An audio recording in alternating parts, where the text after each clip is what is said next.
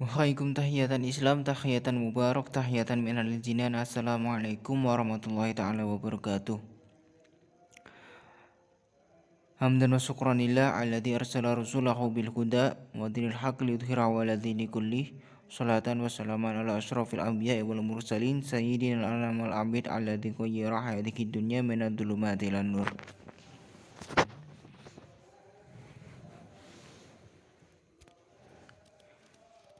Yang saya hormati dan saya takdimi selaku dosen pengampu mata kuliah Linguistik Arabi, Ibu Ustazah Aisyah Ajhuri MPDI, dan teman-teman Bahasa dan Sastra Arab 1 yang saya cintai dan saya banggakan seperjuangan. Perkenalkan, nama saya Daniel Gibran Abdullah. Di sini ingin menjelaskan pengertian tentang semantik ilmu dalalah.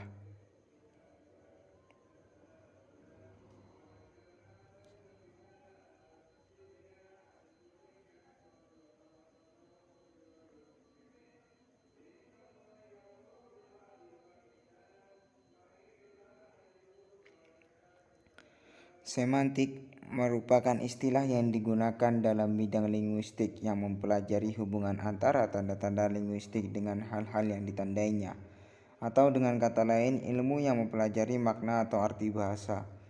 Melalui bidang semantik, sebuah kata dapat dijabarkan lebih mendalam mengenai makna dan bagaimana unsur sebuah kata memiliki makna. Semantik merupakan kajian tentang makna dan sangat erat hubungannya dengan bahasa. Sebagai alat komunikasi verbal, bahasa merupakan sistem lambang bunyi yang bersifat arbitrar. Maksudnya, tidak ada hubungan wajib antara lambang dengan yang dilambangkannya. Rumusan masalah 1. Apa pengertian dari semantik ilmu dalalah? 2. Apa pengertian dari ilmu dalalah? 3. Apa itu ruang lingkup semantik? 4. Apa itu klarifikasi makna? Tujuan pembahasan: untuk mengetahui pengertian dari semantik, untuk mengetahui tentang arti dari ilmu dalalah, untuk mengetahui ruang lingkup semantik, untuk mengetahui tentang klarifikasi makna.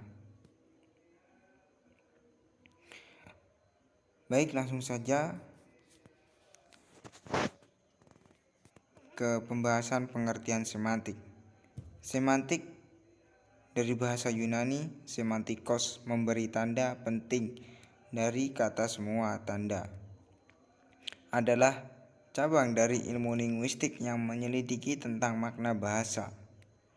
Dengan kata lain, semantik adalah pembelajaran tentang makna. Semantik biasanya dikaitkan dengan dua aspek lain, yaitu sintaksis, pembentukan simbol kompleks dari simbol yang lebih sederhana, serta pragmatik, penggunaan praktis simbol oleh komunitas pada konteks tersebut atau tertentu. Semantik kebahasaan adalah kajian tentang makna yang digunakan untuk memahami ekspresi manusia melalui bahasa. Bentuk lain dari semantik mencakup semantik bahasa, pemrograman, logika formal, dan semiotika. Kata semantik itu sendiri menunjukkan berbagai ide dari populer yang sangat teknis. Hal ini sering digunakan dalam bahasa sehari-hari untuk menandakan suatu masalah pemahaman yang datang ke pemilihan kata atau konotasi. Masalah pemahaman ini telah menjadi subjek dari banyak pertanyaan formal selama jangka waktu yang panjang, terutama dalam bidang semantik formal. Dalam linguistik, itu adalah kajian tentang interpretasi tanda-tanda atau simbol yang digunakan dalam agen atau masyarakat dalam keadaan tertentu dan konteks. Dalam pandangan ini, suara, ekspresi wajah, bahasa tubuh, dan prosemik memiliki semantik konteks dalam kurung bermakna, dan masing-masing terdiri dari beberapa cabang kajian. Dalam bahasa tertulis, hal-hal seperti struktur ayat dan tanda baca menanggung konten semantik. Bentuk lain dari bahasa menanggung konten semantik lainnya. Yang selanjutnya yaitu ilmu dalalah. Ilmu dalalah atau semantik adalah cabang dari ilmu bahasa linguistik yang mengkaji makna kata dan kalimat, atau tepatnya makna dalam bahasa. Nama lain dari semantik adalah ilmu makna. Perlu digarisbawahi bahwa nama lain dari semantik adalah ilmu makna, bukan ilmu ma'ani, karena ilmu ma'ani adalah cabang dari ilmu balaghah. Secara garis besar, linguistik dibagi menjadi dua bagian, yaitu linguistik murni dan linguistik terapan. Linguistik murni terdiri dari ilmu nahwu, sorof, fonologi, sejarah bahasa, dan semantik. Sementara linguistik terapan itu terdiri dari leksikologi (perkamusan), terjemah, psikolinguistik, dan sosiolinguistik. Nah, yang selanjutnya yaitu macam-macam makna. Macam-macam makna dibagi menjadi 3, yaitu makna kalimat, makna mutakalim, dan makna mukotob. Makna kalimat yaitu makna yang menunjukkan makna kasat mata atau makna zahir sesuai dengan arti mufrodat yang sebenarnya tanpa adanya makna lain yang tersirat yang dimaksud si pembicara. 2. Makna mutakalim yaitu makna yang dimaksud oleh si pembicara. Makna ini kadang berlawanan dengan makna kalimat.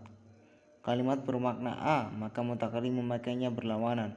Maka mutakalim bisa dilihat dari roman mukanya, nada suaranya, atau gerakan matanya, atau sebuah gerakan yang disepakati makna secara umum dan antara pembicara dengan yang diajak bicara.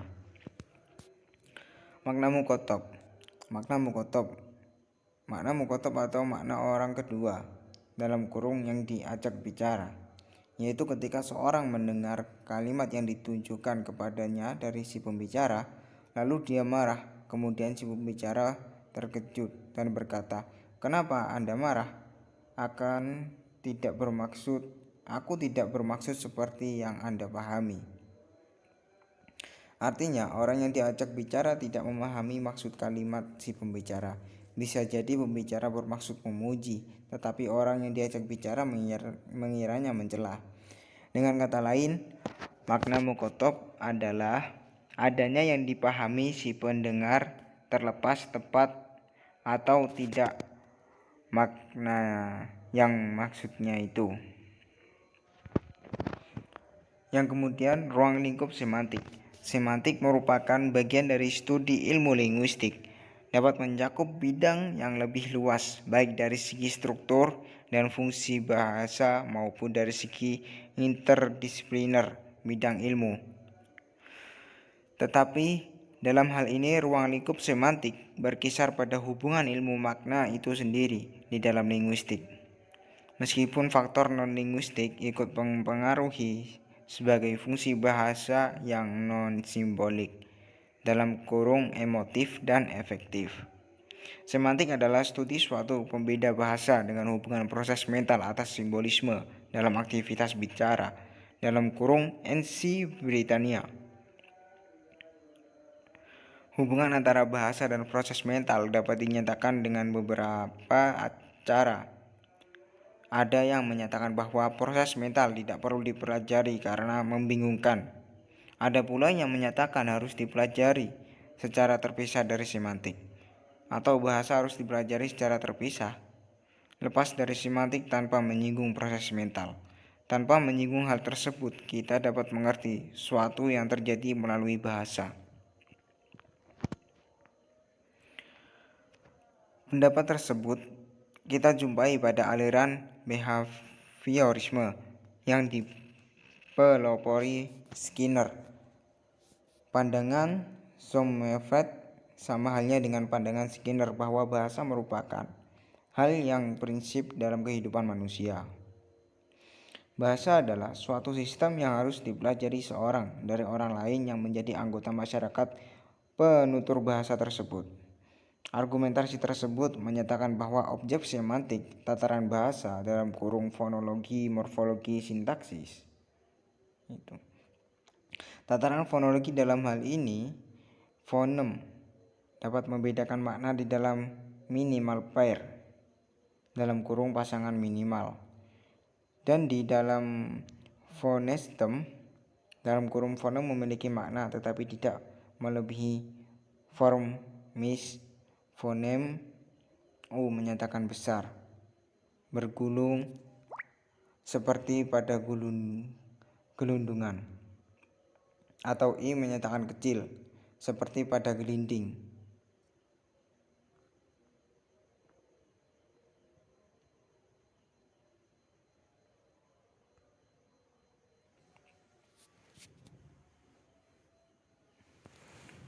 Maka makna dapat pula diteliti melalui fungsi. Dalam pemahaman fungsi, hubungan antara unsur, struktur hubungan antara strukturalisme disaucur. Dengan demikian kita mengenal makna leksikal, makna leksem itu sendiri. Dalam makna gramatikal, hubungan antara unsur secara fungsional. Demikian pula ada makna kata, frase, klausa, kalimat, dan wacana sehingga ruang lingkup semantik dapat menjangkau semua tataran bahasa, fonologi, morfologi, sintaksis, dan wacana bahan teks.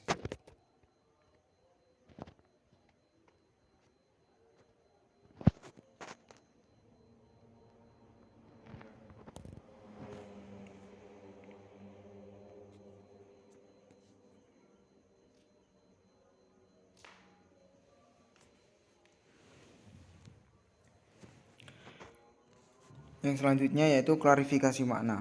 Dalam penelitian ini, konsep makna yang digunakan adalah berdasarkan pada kajian semantik, yaitu khusus pada makna bahasa sebagai alat komunikasi verbal manusia.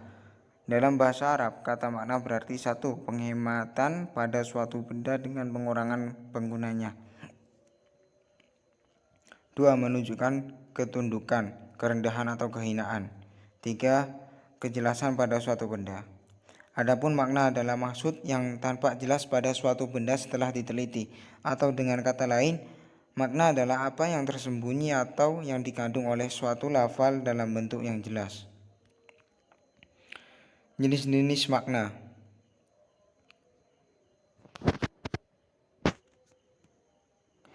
Karena bahasa itu digunakan untuk berbagai kegiatan dan keperluan dalam kehidupan bermasyarakat, maka makna bahasa itu pun menjadi bermacam-macam dilihat dari segi atau pandangan yang berbeda. Para ilmuwan telah membedakan antara jenis-jenis makna dengan penjelasannya terlebih dahulu daripada batasan-batasan makna suatu kalimat. Banyak orang yang mengira bahwa makna cukup dengan menjelaskan sebuah kalimat atau kata. Para ilmuwan setelah membedakan antara jenis-jenis makna dengan menjelaskannya terlebih dahulu daripada batasan-batasan makna suatu kalimat. Dr. Muhammad Mukhtar Umad telah mengklarifikasikan jenis-jenis makna ke dalam 5 jenis diantaranya sebagai berikut. 1. Makna dasar, asasi, makna al-asas. Makna ini sering disebut juga sebagai makna awal atau makna utama, makna gambaran atau makna pemahaman atau contextual meaning, dan makna kognitif. Makna ini merupakan makna pokok dari suatu bahasa. Makna ini pun memiliki hubungan erat dengan makna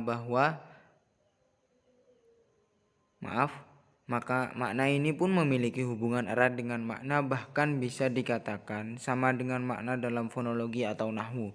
Hubungan dengan fonologi karena suara, fon, dapat membentuk suatu makna gambaran dalam ilmu semantik. Hubungan makna ini dengan ilmu nahwu karena dapat dipecah menjadi susunan yang membentuk unit makna. Unit makna bergabung dan melahirkan suatu makna. Sama halnya dalam ilmu nahwu seperti adanya suara, morfem terikat kata, susunan kata, dan kalimat.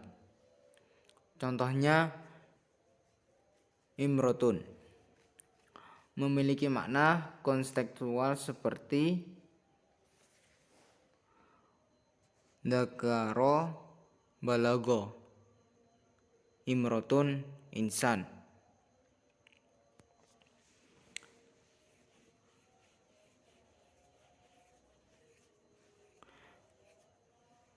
Manusia bukan laki-laki balik atau wanita dewasa.